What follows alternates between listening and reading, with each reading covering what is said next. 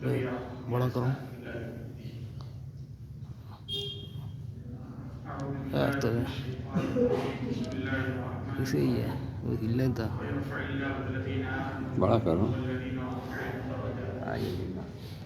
وقال النبي صلى الله تعالى عليه وسلم أملك عليك لسانك وليسعك ضيقك وخالق الناس بخلق حسن وكما قال عليه الصلاة والسلام وعلى آله وصحبه أجمعين. گرامی مرتبت حضرات علماء کرام، معزز سامعین اور عزیز طلباء، میرے لیے خوشی اور سعادت کی بات ہے کہ آج یہاں آپ حضرات کے بیچ حاضری ہو رہی ہے. تعمیر ملت کی مختصر کارگزاری سے اندازہ ہوا کہ ماشاءاللہ دین کے مختلف شعبوں میں آپ حضرات کا اللہ کے رسول آپ یہ بتلائیے کہ نجات کا راستہ کیا ہے. یعنی ایسا طریقہ بتلا دیجیے کہ دنیا کی مصیبتوں سے بھی چھٹکارا مل جائے اور آخرت کی پریشانیوں سے بھی بچاؤ ہو سکے. یہ بہت اہم سوال تھا. اس کے جواب میں آقا صلی اللہ علیہ وسلم نے 3 باتیں ارشاد فرمائیں. میں وہی 3 باتیں آپ کے سامنے عرض کرنا چاہ رہا ہوں. ترمذی شریف کی روایت ہے. رسول اللہ صلی اللہ علیہ وسلم نے فرمایا کہ دیکھو، اگر تمہیں دنیا میں بھی نجات چاہیے اور آخرت میں بھی عذاب سے بچنا چاہ رہے ہو تو پہلی نصیحت جس کا تمہیں ہمیشہ خیال رکھنا وہ یہ ہے، عملی کالی کے لسان. ہمیشہ اپنی زبان کو اپنے کنٹرول کریں. کیا بولنا ہے، بولنے سے پہلے اچھی طرح سوچ لو اور غور کرو. دنیا میں جتنے فساد وجود میں آتے ہیں کہیں نہ کہیں ان کا تعلق زبان سے ضرور ہوتا ہے. چاہے خاندان بگڑتے ہیں، آپس میں جھگڑا ہوتا ہے، لڑائیاں ہوتی ہیں، FIR ہوتی ہے، سب کی کہانی کا آغاز زبان سے ہوتا ہے. اس لیے یہ بہت اہم چیز ہے. حدیث پاک مسلم شریف کی روایت ہے کہ جب صبح ہوتی ہے تو باڈی کے جتنے پارٹس ہیں، جسم کے جتنے اعضاء ہیں، وہ سب زبان کے سامنے ہاتھ جوڑ کے کھڑے ہو جاتے ہیں کہ تو ٹھیک رہنا. اگر تو ٹھیک رہی تو ہم بھی خیریت سے رہیں گے، لیکن اگر تو نے گڑبڑ کی تو ہماری بھی خیر. ہوتا بھی یہی ہے کہ زبان سے نے کسی کو گالی دے دی، زبان کو گالی دے کر کسی کو برا بھلا کہہ کے اندر چلی جاتا ہے اور سامنے والے کو غصہ آتا ہے، اس کا سر توڑتا ہے، پیر توڑتا ہے، آنکھ کے مارتا ہے، مسائل پیدا ہوتے ہیں. تو اس لیے زبان کی حفاظت کی بہت ضروری ہے.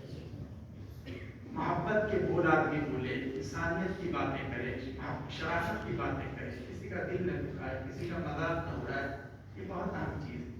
حدیث پاک میں رسول اکرم صلی اللہ علیہ وسلم نے ارشاد فرمایا کہ جو شخص 2 آدمیوں کی 2 چیزوں کی حفاظت کی ذمہ داری لے، کیا؟ ایک تو ماں بین العینین، کہ جو اس کے 2 داڑھوں کے درمیان ہے، یعنی زبان کی حفاظت کی ذمہ داری لے لو، اور ماں بین فخذین، اور جو اس کے دونوں رانوں کے درمیان، یعنی شرمگاہ کی حفاظت کرے. ناجائز تعلقات نہ بنائیں، بد نظری کا شکار نہ ہو، کسی سے غلط تعلقات قائم نہ ہو. تو جو آدمی اپنی زبان اور اپنی شرمگاہ کی حفاظت کی ذمہ داری لے گا، اضمن لہ الجنہ، میں اس کے لیے جنت کی گارنٹی دیتا ہوں. یا آقا صلی اللہ علیہ وسلم نے فرمایا. اس لیے ہمیں کیا بولنا ہے، بولنے سے پہلے سوچنا چاہیے، غور و فکر کرنا چاہیے. بولنے کے بعد اس کو واپس نہیں لیا جا سکتا. زبان سے ہم خیر کی بات بولیں، سچائی کی بات بولیں، کسی کا دل نہ دکھائیں، کسی کو پریشان نہ کریں. حدیث شریف میں مشکات کی روایت ہے کہ آدمی کبھی زبان سے ایک بات کہتا ہے، لیکن اللہ کے یہاں وہ بات آدمی تو اس کی اہمیت نہیں دیتا، لیکن اتنی اچھی بات ہوتی ہے کہ اللہ تعالیٰ اس ایک بول کی وجہ سے اس کے لیے جنت کا فیصلہ کر دیتے. اس لیے کہ اس سے سامنے والے کا دل خوش ہو گیا. اور آدمی کبھی ایک لفظ بولتا ہے، اس کو کوئی اہمیت نہیں دیتا، لیکن اللہ کے یہاں اتنی بھاری بات ہوتی ہے، اس سے کسی کا دل دکھ جاتا ہے، کوئی کسی کی برادری کا تانا دیتا ہے، رشتہ داری کا تانا دیتا ہے. اللہ کو یہ بات بہت گراں گزرتی ہے اور اس ایک بات کی وجہ سے اس کے لیے جنت کا فیصلہ کرتے ہیں. تو اس لیے ہمیں بہت زیادہ اس کا احتیاط کرنا چاہیے. اگر زبان کنٹرول میں ہے تو آدمی دنیا کی مصیبتوں سے بھی بچتا ہے اور آخرت میں تو بچے گا ہی. رسول اللہ صلی اللہ علیہ وسلم نے بنیادی طور سے پہلی نصیحت یہ فرمائی، عملی کالی کے لسان، زبان کو ہمیشہ کنٹرول کریں. اور یہ نصیحت بھی بہت اہم ہے. دوسری نصیحت کہ اگر تم دنیا اور آخرت دونوں جگہ نجات چاہتے ہو تمہارا گھر تمہارے لیے کافی ہونا چاہیے۔ کیا مطلب؟ باہر اپنا وقت برباد نہ کرو، کسی ضرورت سے اگر باہر گئے، کام ہو گیا، گھر میں آؤ۔ گھر میں بیوی بچے انتظار کر رہے ہوتے ہیں، گھر کے لوگ انتظار کر رہے ہوتے ہیں، لیکن جناب ہے کہ ادھر ادھر گپیں ہانک رہے ہیں، ادھر ادھر جو ہے مجلسیں چل رہی ہیں اور گھر کا کوئی خیال ہی نہیں۔ آپ کو منع فرمایا کہ دیکھو اگر گھر سے باہر زیادہ ٹائم برباد کرو گے یہاں دنیا کے بھی مسائل پیدا ہوں گے، پریشانیاں بہت پیدا ہوتی ہیں، اس کی وجہ سے دنیا اٹھنے لگتی ہیں، پریشانیاں پیدا ہو جاتی ہیں اور پھر آخرت میں بھی مسائل پیدا ہوں گے۔ باہر بیٹھ کے کیا کر رہے ہیں؟ دوستوں کے ساتھ بیٹھ کر غیبت کر رہے ہیں، کہیں تان و تشنیع کی باتیں ہو رہی ہیں، کہیں اسی میں مخالفت کی بات ہو جاتی ہے اور نہ جانے کتنے مسائل پیدا ہوتے ہیں۔ تو آقا فرماتے ہیں کہ نہیں، ایسا ہرگز مت کرنا، تمہارے پاس گھر اللہ تعالیٰ نے دیا ہے، کیوں بلا وجہ باہر اپنا وقت برباد کر رہے ہو؟ وَإِذَا قَضَىٰ أَحَدُكُمْ نُعْمَتَهُ فَلْيُعَجِّلْ إِلَىٰ أَهْلِهِ۔ دوسری روایت میں ہے کہ اگر کسی ضرورت سے باہر نکلنا پڑا، اب نکلنا پڑتا ہے باہر، آدمی کو دعوت کی ضرورت سے جانا ہے، تجارت کے لیے جانا ہے، دوسروں سے ملاقات کے لیے جانا ہے، نماز جماعت کی میں شرکت کے لیے جانا ہے، بہت ساری ضروریات سے نکلنا پڑتا ہے۔ آقا فرماتے ہیں کہ اگر تمہیں کسی ضرورت سے باہر جانا پڑے تو جیسے ہی اس کی ضرورت پوری ہو جائے اسے فوراً چاہیے۔ اس کے بیوی بچے اس کا انتظار کر رہے ہوتے ہیں، انہیں گھر آ کر لوٹنا چاہیے۔ اس لیے یہ بھی بہت ضروری ہے کہ فتنوں کا زمانہ ہے، اپنا وقت ادھر ادھر برباد نہیں کرنا چاہیے کہ کہیں کھیل چل رہا ہے وہیں کھیل دیکھنے لگے، کہیں جو ہے کمنٹری سننے لگے، کہیں اوقاش کے ساتھ کھڑے ہو گئے۔ یہ سب اس سے دنیا کے بھی مسائل ہیں اور آخرت کے بھی مسائل ہیں۔ اپنا وقت برباد نہیں کرنا چاہیے بلا وجہ کی چیزوں میں۔ ہمارے طلباء کو بھی اسی طرح، ہمارے طلباء کو مدرسے میں رکھا جاتا ہے، ہاسٹل میں رکھا جاتا ہے، یہاں پنجاب کے جو طلباء ہیں رات کو گھر نہیں جانے دیا جاتا ہے، وہ اس لیے تاکہ اپنا وقت وہ صحیح طریقے سے استعمال کر سکیں۔ لیکن اب زمانہ ایسا آ گیا ہے کہ لوگ گھر میں رہ کر بھی باہر کی دنیا سے جڑے رہتے ہیں، سوشل میڈیا کے ذریعے، انٹرنیٹ کے ذریعے، واٹس ایپ کے ذریعے، اور اس طریقے سے چیٹنگ ہو رہی ہے اور ادھر ادھر کی چیزیں ہو رہی ہیں، ننگی تصویریں بھی سامنے آ رہی ہے۔ تو ان ساری چیزوں سے اپنے آپ کی حفاظت ضروری ہے کہ تم اپنے جو تقاضے، اپنے جو فرائض ہیں ان کو ادا کرو، باہر کی دنیا میں مت الجھو، ورنہ یہاں بھی پریشانی اور آخرت میں بھی پریشانی ہے۔ یہ دوسری نصیحت ہے، بڑی آسان ہے، دو نصیحتیں ہو گئی، تیسری نصیحت آپ صلی اللہ علیہ وسلم نے فرمایا اگر یہاں بھی اور آخرت میں بھی نجات چاہیے، خالق الناس بالخلق الحسن، لوگوں کے ساتھ اچھے برتاؤ سے پیش آؤ، سب لوگوں کے ساتھ، صرف مسلمانوں کے ساتھ نہیں، جتنے لوگ ہیں الخلق عیال اللہ، دنیا میں بسنے والے سارے انسان اللہ کا حکم ہے، اللہ کا حکم ہے، ہمیں سب کے ساتھ انسانیت کے ساتھ، مانوتا اور بھلائی کے جذبے کے ساتھ پیش آنا چاہیے، سب کے ساتھ اچھے اخلاق سے پیش آؤ۔ یہ نہیں کہ صرف ماں باپ ہیں ان کے حقوق کا خیال رکھنا ہے، چچا ہے ان کا تو حق ادا کرنا ہے، دادا ان کا تو حق ہے ہی، بلکہ ایک عام انسان ہے جس سے کوئی رشتہ نہیں ہے، کوئی نسبت نہیں ہے، ہمیں اس کے ساتھ بھی اچھے اخلاق سے پیش آنا ہے۔ ترمذی شریف کی روایت ہے، اس میں رسول اللہ صلی اللہ علیہ وسلم نے ارشاد فرمایا ہے کہ جو شخص، کوئی نوجوان اگر کسی بوڑھے کا اکرام کرتا ہے، کیوں اکرام کرتا ہے؟ اس وجہ سے نہیں کہ وہ بوڑھا اس کا باپ ہے یا اس کا دادا ہے یا اس کا مرشد ہے، اس کا شیخ ہے، ارے وہ تو کرنا ہی ہے چاہے وہ جوان ہو یا بوڑھا ہو، وہ جو ہے لسن بھی اس وجہ سے اس کا اکرام کرتا ہے کہ وہ بڑھاپے کی عمر کو پہنچ گیا ہے، اسے محبت کے بول کی ضرورت ہے، اسے ہماری ہیلپ کی ضرورت ہے۔ اگر اس کی وجہ سے اس کا احترام کرتا ہے، اس کا رسپیکٹ کرتا ہے، اس کے لیے جگہ چھوڑ دیتا ہے، اس کو پانی کی ضرورت ہے پانی بھر کے دے دیتا ہے، تو آقا صلی اللہ علیہ وسلم فرماتے ہیں قید اللہ لہ من یکرمہ عند سنہ، اللہ اسے دو انعام دیتے ہیں اس نوجوان، ایک تو یہ کہ اللہ اس کی عمر میں اتنی برکت عطا کرتے ہیں کہ بڑھاپے کی عمر تک رہتا ہے، اور دوسرے یہ کہ جب یہ بڑھاپے کی عمر کو پہنچے گا تو اللہ ایسے نوجوانوں کو کھڑا کریں گے جو اس کے بڑھاپے میں اسی طرح اس کا اکرام کریں گے جس طرح یہ اپنی جوانی میں دوسرے بوڑھوں کا اکرام کیا کرتا تھا۔ اسی لیے ہمیں لوگوں کے ساتھ اچھے اخلاق اور اچھے برتاؤ کا حکم دیا گیا ہے، ہر ایک کا ہمیں خیال رکھنا ہے، پڑوسیوں کا خیال رکھنا ہے، شریعت تو اسی کا نام ہے، شریعت صرف نماز روزے کا نام نہیں ہے۔ اگر ہمارا پڑوس میں رہنے والا آدمی ہم سے دکھی ہے لا یؤمن، تو اس کا مطلب ہے ہمارا ایمان مکمل نہیں ہے۔ آقا صلی اللہ علیہ وسلم نے کتنی وصیت فرمائی ہے، کتنی تاکید فرمائی ہے، ہم اپنے گھر کا کوڑا کرکٹ باہر ڈال دیتے ہیں، پانی سڑک پر بہا دیتے ہیں جس سے آنے جانے والوں کو تکلیف ہوتی ہے، تو ظاہر ہے کہ یہ سب جرم ہے اور اللہ تعالیٰ کے ہمیں اس کی جواب دہی کے لیے تیار رہنا چاہیے۔ تو آقا صلی اللہ علیہ وسلم نے فرمایا لوگوں کے کے ساتھ اچھے اخلاق سے پیش آؤ، تمہاری دنیا بھی سمجھ جائے گی، لوگ تمہیں پریشان نہیں کریں گے، تمہارے اخلاق کے اسیر ہو جائیں گے اور تمہارا لحاظ کریں گے، اور آخرت میں بھی ایسے لوگوں کو اللہ تعالیٰ پسند کرتے ہیں۔ تو یہ 3 نصیحتیں ہیں، بہت اہم نصیحتیں، ان نصیحتوں کو یاد رکھنا ہے۔ پہلی نصیحت کیا ہوئی؟ اپنی گاڑی کا لسان،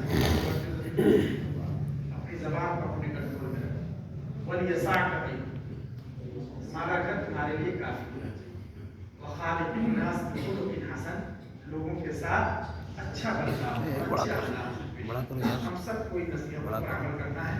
دیکھیے انشاءاللہ زندگی میں تبدیلیاں آئیں، اور میں نے جو آیت پڑھی ہے اس میں علم کا تذکرہ ہے کہ اللہ علم والوں کے درجات کو بلند کرتے ہیں۔ ماشاءاللہ ہمارے طلباء ہیں، علم حاصل کر رہے ہیں، کوئی علم سے نسبت ہے۔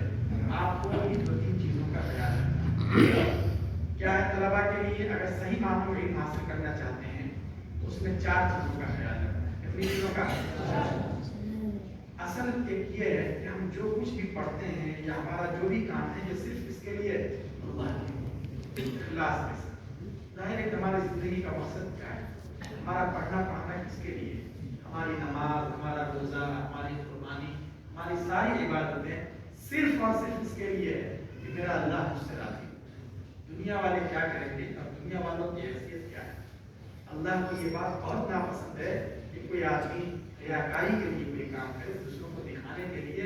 اللہ اس پہ شرک قرار دیتے ہیں اور اللہ اس جرم کو معاف نہیں کرتے، اور کتنا بڑا جرم ہے یہ۔ اس لیے ہم پہلے ہی دن سے یہ نیت کریں، اور اگر ہمارے والدین نے مدرسے میں داخل کر دیا ہے پھر بھی ماشاءاللہ آپ حضرات پڑھتے ہیں، اتنا شکر آ چکا ہے آپ کو، اس لیے اپنی نیتوں کو خالص کریں کہ ہم یہ خالص اس کے لیے پڑھ رہے ہیں، اللہ کے لیے پڑھ رہے ہیں۔ پھر دیکھیے اس میں کتنا مزہ آتا ہے، کتنا لطف آتا ہے۔ ورنہ حدیث پاک کا جو آدمی پڑھتا ہے تاکہ اس کے ذریعے دنیا کو حاصل کرے، اسے جنت کی ہوا تک نہیں لگی، جنت کی خوشبو بھی نہیں محسوس ہوگی۔ اس لیے ہمارا پڑھنا صرف اللہ کے لیے۔ اللہ تعالیٰ دنیا بھی دیں گے، اللہ دنیا اپنے باغیوں کو دیتے ہیں، اپنے دشمنوں کو دیتے ہیں، جو بڑے ہو کر پیشاب کرتے ہیں ان کو بھی دیتے ہیں، ان لوگوں کو بھی دیتے ہیں جو اللہ کو ہی نہیں مانتے۔ بڑے بڑے جو بڑی دہریے ہیں، اللہ نے انہیں کاریں نہیں دے رکھی ہیں، بنگلے نہیں دے رکھے ہیں، اللہ نے انہیں سورسز نہیں دے رکھے ہیں، وزارتیں نہیں دے رکھی ہیں۔ تو اللہ جب اپنے باغیوں کو، دشمنوں کو اور ایسے نالائقوں کو دے رہے ہیں تو اپنا کام کرنے والوں کو معلوم کریں گے، دیں گے، لیکن دنیا کی حیثیت نہیں ہے۔ ہمارے پیش نظر اصل آخرت ہو، اللہ کی رضا ہو، تو اللہ تبارک و تعالیٰ ہماری دنیا بھی بنائیں گے اور آخرت بھی بنائیں گے۔ ایک تو طلباء کے لیے یہ ہے کہ ہمیں ہر کام صرف اور صرف اللہ کی رضا ہے۔ پڑھ کیوں رہے ہیں؟ اللہ کی رضا ہے۔ حدیث پاک میں ہے نا کہ پڑھنا پڑھانا سب طرح کا طرح رہ جائے گا اور جہنم کی آگ کی آگ کے پانے اس کی اپنی نیت کو خالص کرنا ہے۔ ایک کام یہ کرنا ہے۔ دوسرا کام، اگر ہم چاہتے ہیں کہ اللہ اس علم کے ذریعے ہمیں رفعت عطا کرے تو دوسرا کام ہمیں یہ کرنا ہے کہ ہمارے اندر شکر کا جذبہ کیا ہو؟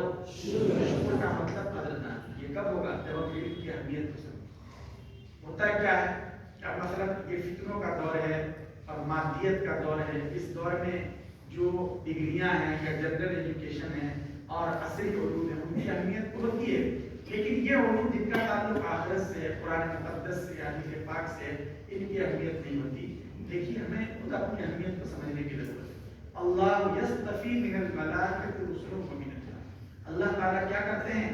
فرشتوں میں سے اور لوگوں میں سے کچھ لوگوں کو منتخب کرتے ہیں۔ لاکھوں کروڑوں انسانوں میں سے اللہ نے آپ کو منتخب کیا۔ یہ علم اللہ کی خاص صفت ہے، اللہ سب کو نہیں عطا کرتا۔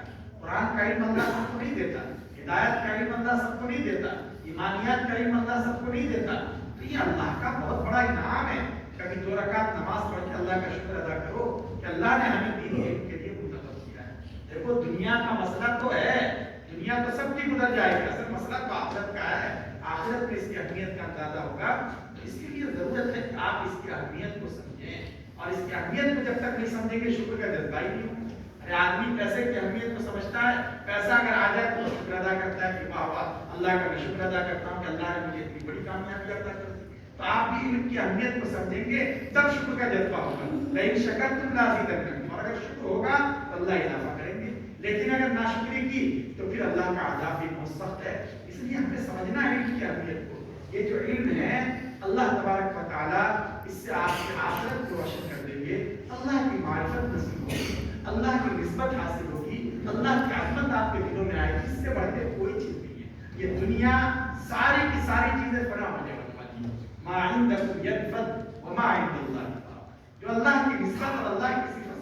जुड़ी हुई चीजें, वही चीजें बाकी रहेगी। ये सब चंद रोजा है, तो ये इसको हमें अपने मत्मई नजर बनाने की जरूरत है। और ये भी मत सोचिए अगर आपके पास सही इल्म है तो दुनिया में भी आपकी कदर होगी। आपको इस मकसद से पढ़ना नहीं है, लेकिन अल्लाह कैसा एजाज अता करते हैं, कैसी रफ़त अता करते हैं। हमारे मुहद्दिस कबीर हजरत मौलाना हबीबुर रहमान साहब आदमी रहमतुल्लाह रहमत, अरे बड़े मौलाना ऐसा है कि कोई बहुत किसी रॉयल फैमिली से ताल्लुक रखते थे, कोई बहुत बड़े शहजादे थे, कोई जमीन और जायदाद की वजह से उनकी इज्जत थी और अजमत थी। क्यों अल्लाह ने उनका अता की? इसी इल्म की वजह से। पूरी दुनिया से बड़े बड़े शहजादे, बड़े बड़े उलमा, कई मुल्कों के उलमा आया करते थे यहाँ। अब तो माशाल्लाह इसकी सड़कें और अच्छी हो गई हैं, स्टेशन भी बहुत अच्छा हो गया। उस वक्त तो मऊ की हालत और बहुत गैर थी, लेकिन उसके बावजूद लोग आया करते थे। हलब से आया शेख अब्दुल फत्ताह बोलता, अरे कितनी दूर है, कहाँ है हलब, कहाँ है शाम, जिसकी फजीलत हदीस पाक में शाम से चलकर आने वाले हैं मऊ की सरजमीन। अल्लाह ने कैसी इज्जत और आज़मत अता की थी, ऐसी इज्जत बादशाहों को नसीब नहीं होती है। अल्लाह ने आपको वो निस्बत दी है, इसलिए आप अपने आप को पहचानिए। आप मामूली नहीं है, बहुत ही अनमोल है। लोग आपकी कीमत नहीं लगा सकते, लेकिन अगर आपको खुद ही अपनी अहमियत का अंदाजा नहीं होगा तो फिर उसका तो कोई इलाज करें। रह में एक मरतबा हारून रशीद का बयान पढ़ते हो, कौन सी जमात? हारून रशीद। हारून रशीद के अलिया का नाम क्या था? क्या था? जुबैदा। ठीक है, अब याद आया, जुबैदा। ठीक है। रै, रै किसका नाम है? शहर का। और रै शहर के रहने वाले को क्या कहा जाता है? बता शेख, बता। जो रै के रहने वाले हैं उनको क्या कहा जाता है?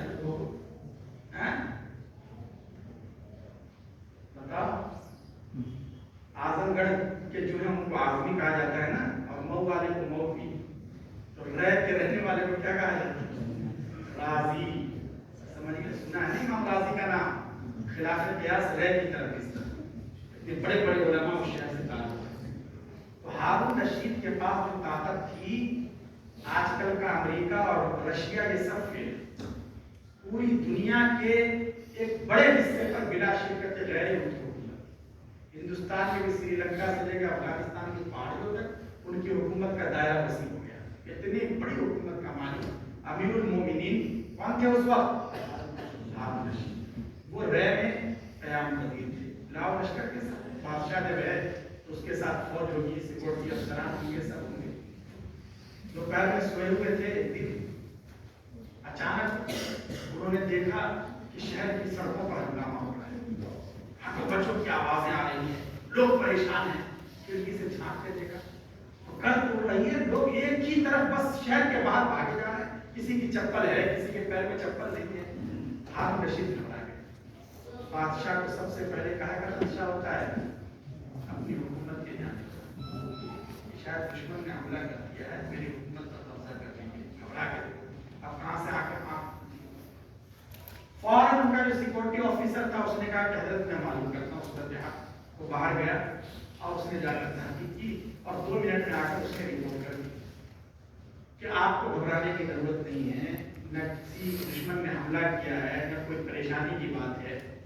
बात दरअसल ये है कि मुसलमानों के इमाम अमीरुल मोमिनीन फिल हदीस हजरत अब्दुल्लाह इब्न मुबारक रहमतुल्लाह अलैहि इस शहर में आने रह के मुसलमानों को पता चला कि ये बुजुर्ग आलिम दीन अल्लाह के नेक बंदे अब्दुल्लाह इब्न मुबारक हमारे शहर में आ रहे हैं।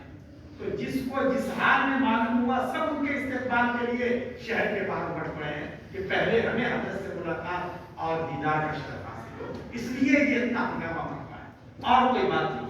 एक आलिम दीन की ज़ियारत की। जुबैदा कहने लगी हारून रशीद को, ये है असल, अरे ये है असल हुकूमत, इसका ताल्लुक किससे है? दिल से। लोगों के दिलों पे एक आलिम की हुकूमत। हालांकि वो गोरिया नशीन, उनके पास न हड्डों बच्चों की आवाज है, न कोई आर्मी है, न कोई सिक्योरिटी फोर्सेस है, कुछ भी नहीं है, लेकिन लोग उनका नाम सुनकर ही अपने सर के बल उनके इस्तेमाल के लिए जा रहे हैं। जुबैदा ने कहा असल ये हुकूमत है, आपकी क्या हुकूमत है? आपके साथ फौज होती है, हड्डों बच्चों की आवाजें होती है, जबरदस्ती लोगों को आपको सलाम करने पर मजबूर किया जाता है। ये अल्लाह के उलमा को इल्म की निस्बत से جو حکومت عطا کرتے ہیں، بادشاہت عطا کرتے ہیں، بڑے مولانا کو جو بادشاہت حاصل تھی وہ بڑے بڑے شہزادوں کو نہیں ہوتی۔ عرب اور گلف میں جو حکمرانی کرنے والے انہیں یہ مقبولیت اور محبوبیت نہیں ملتی، اس لیے اپنے آپ کو پہچانو، اللہ اس نسبت کی لاج رکھتے ہیں، لیکن اس کے لیے ضروری ہے کہ خود بھی اپنی شناخت کو تو بہرحال شکر کر دیتا۔ دوسرے نمبر پر کیا کرنا ہے؟ تیسرے نمبر پر دیکھو، محنت کے بغیر کوئی چیز حاصل نہیں، رات دن ایک کرنا پڑے گا۔ لوگ دنیا کے علوم کے لیے جو ڈاکٹر بنتے ہیں، انجینئر بنتے ہیں نا، جو ٹاپ 10 میں آتے ہیں نا اسٹیٹ لیول پہ، اتنی محنت کرتے ہیں، رات دن ایک کرتے ہیں، بہت پڑھتے ہیں، اس کا تصور نہیں کر سکتے۔ ان کے جو انٹرویو آتے ہیں نا، کبھی کبھی دیکھا کرو انہوں نے کیسے IPS IAS کی تیاری کی اور کیسے ان مرحلوں کو پار کیا، پتہ چلتا ہے کہ انہوں نے کیسی محنت کی۔ امریکہ کی ہارورڈ یونیورسٹی میں ہر سال کچھ بچے پاگل ہوتے ہیں محنت کی وجہ سے، وہ سب کے سب یہودی قوم بہت ہی عجیب و غریب قوم ہے نا، پڑھنے میں بھی اتنی محنت کرتے ہیں کہ ہر سال کچھ یہودی بچے پاگل ہو جاتے ہیں، تبھی تو ان کو دنیا میں اتنا مقام حاصل ہے، اتنی بڑی تعداد میں انہیں نوبل انعام ملتا ہے سائنس میں، ٹیکنالوجی میں، اور جہاں یہ چاہتے ہیں اپنی بدماشی کا اپنا اثر چھوڑ دیتے ہیں۔ محنت کے بغیر کوئی چیز حاصل نہیں ہوتی ہے، دنیا کا نظام ہی ایسا ہے کہ جو محنت کرتا ہے اللہ اسے آگے بڑھاتے ہیں۔ اس لیے جب یہ دنیا کے لوگ ڈاکٹری اور انجینئرنگ کے لیے اتنی محنت کرتے ہیں، حالانکہ ڈاکٹر بن کے جتنے دن اس سے کما لیں گے، ارے 30 سال 40 سال نا آنکھ بند ہوئی ڈگری ختم، یہاں کی نسبت یہی دھری کی دھری رہ جائے، اور آپ حضرات کی نسبت ختم ہونے والی نہیں ہے۔ آپ کی تو جب لوگوں کی زندگی کی شام ہوتی ہے تو آپ کے علم کی وہ صبح ہوگی، اور وہاں سے آپ کو اثر اس کا آگے ملے گا، اس لیے آپ کو بہت زیادہ محنت کرنی ہے، ان سے کئی گنا زیادہ محنت کرنی ہے، رات بھی ایک کر دینا ہے۔ شیخ عبد الفتاح بردہ کی کتاب ہے نا، اس کو پڑھو، پڑھتے ہو، کیا نام ہے؟ وقت نام بھی بتایا کہ وہ کہاں گئے لطیف، ٹھیک ہے، صفحات من صبر العلماء ہے، اس کو بھی پڑھنا چاہیے، ٹھیک ہے، ان کتابوں کا بھی مطالعہ رکھنا چاہیے۔ ماشاءاللہ یہ آپ کے جو اساتذہ ہیں یہ سب بہت فکر مند ہیں، باذوق ہیں، اور ان کی آپ کو قدر کرنی ہے، اور ان کے علوم سے آپ کو فائدہ اٹھانا ہے، ماحول کی قدر کرنی ہے، تو بہرحال محنت کرنی ہے، ٹھیک ہے، میں بہت مختصر انداز میں کہہ رہا ہوں، اور حضرات بھی ہیں۔ چوتھی چیز ادب، یہ جو علم ہے عجیب و غریب ہے، ادب کے بغیر، احترام کے بغیر آتا نہیں ہے، صرف حروف کے پڑھ لینے سے نہیں آتا ہے۔ آپ دیکھتے ہو کہ پڑھنے کے زمانے میں بہت سے بچے بہت تیز ہوتے ہیں لیکن کارآمد نہیں ہوتا، لیکن جو محنت کے ساتھ ساتھ اپنے دل میں اپنے اساتذہ کی عظمت اور احترام کا خیال رکھتے ہیں، کتابوں کا ادب کرتے ہیں، آلات علم کا ادب کرتے ہیں، اللہ اگرچہ ان کے اندر صلاحیت بظاہر نہیں ہوتی، لیکن اللہ ان سے اس طرح کام لیتے ہیں کہ وہ اپنے اپنے علاقے کے شیخ الاسلام بن جاتے ہیں، پورے علاقے کی خدمت کرتا ہے، لوگ انہیں اپنی آنکھوں کو دکھاتے ہیں۔ اس لیے علم جو ہے ادب کے بغیر نہیں آتا ہے، بہت ضروری ہے یہ، ہر چیز کا آلات علم کا، اس کے ساتھ ساتھ شریعت کا ادب بھی بہت ضروری ہے۔ یہ نہیں کہ آپ کا پائجامہ ٹہنے کے نیچے، یہ نہیں کہ بال بالکل بڑے ہو گئے، جیسے قضا کی کیفیت ہے آج کل حساب کی عادت بن گئی ہے، ایک طرف سے بال چھوٹے ہیں دوسری طرف سے بال بڑا ہے، یہ سب ادب کے خلاف ہے، یہ علم کے آداب کے خلاف ہے۔ دیکھو طالب علموں یاد رکھو، جو جس لائن کا ہو اسی لائن کی چیزیں اسے زیر دیتی ہیں، وہی چیزیں اچھی لگتی ہیں اس کو۔ ایک آدمی فلمی دنیا میں کام کرتا ہے اور کیا کرتا ہے، ہر وقت تسبیح پڑھتا ہے، اور ہر وقت جو ہے داڑھی بڑی کرتا ہے، اور صاف ستھرا رہنا چاہتا ہے، ٹخنے کے اوپر یہ لوگ اس کو کیا کریں گے، کہیں گے کہ تیری جگہ یہ نہیں ہے، تو جماعت میں چلا جائے، ارے کہیں گے نا کہ بالکل نگاہ نیچی رکھتا ہے، کسی لڑکی کو دکھنا نہیں چاہتا، تو پھر فلمی دنیا میں تو آیا کہاں سے؟ وہاں تو چاہیے ان کی ہیئر اسٹائل ہو، اور ان کی جنس کی اسٹائل ہو، چلنے کی اسٹائل ہو، یہ سب چیزیں پسند کی جاتی ہیں، اس لیے کہ وہ دنیا ہی ایسی ہے۔ آپ کی دنیا آخرت کے لوگوں کی دنیا، اولیاء اللہ کی، آپ انبیاء کے بارے میں، یہاں تو آپ سنت سے اور شریعت سے اپنے کو جتنا قریب رکھیں گے اتنی آپ کی عزت اور عظمت میں اضافہ ہوگا۔ آپ کے بڑے بال کسی کو اچھے نہیں لگتے ہیں، آپ کا پاجامہ ٹہنے کے نیچے آپ سمجھیں کہ بہت اچھے لگ رہے ہیں، سب لوگ سمجھتے ہیں کہ یہ کیسا طالب ہے، پاجامہ ٹہنے کے نیچے ہے، اس لیے ہر چیز کا خیال رکھنا ہے۔ لوگ آپ کے قول اور عمل کو دیکھ کر ہی آپ کے مدرسے کو اور آپ کے اساتذہ کو پہچانتے ہیں، اس لیے اپنے اساتذہ اور اپنے مدرسے کے لیے نیکنامی کا ذریعہ بنیے، بدنامی کا ذریعہ مت بنیے۔ تو چوتھی چیز کیا ہے؟ 4 چیزیں ہیں، پہلی چیز نمبر 2 نمبر 3 محنت، نمبر 4 اور وہ جو 3 نصیحتیں وہ ہیں، یہ سب چیزیں ہماری زندگیوں میں آ جائیں تو انشاءاللہ بڑی کارآمد ہوں گی، اور آپ حضرات کی بڑی محبت ہے، میں سبھی حضرات کی محبت کا شکر گزار ہوں۔ ہمارے مفتی ندیم صاحب، ہمارے مولانا کاشف صاحب، اور یہاں حاضری بھی ہوئی، آپ حضرات سے ملاقات بھی ہوئی، حضرت مفتی جاوید صاحب اور نفس نفیس یہاں تشریف فرما، مفتی صاحب ہی نے اعلان بھی کروا دیا اور نہ صرف طلبا سے کوئی 2-4 منٹ گفتگو کر دی تھی۔ بہرحال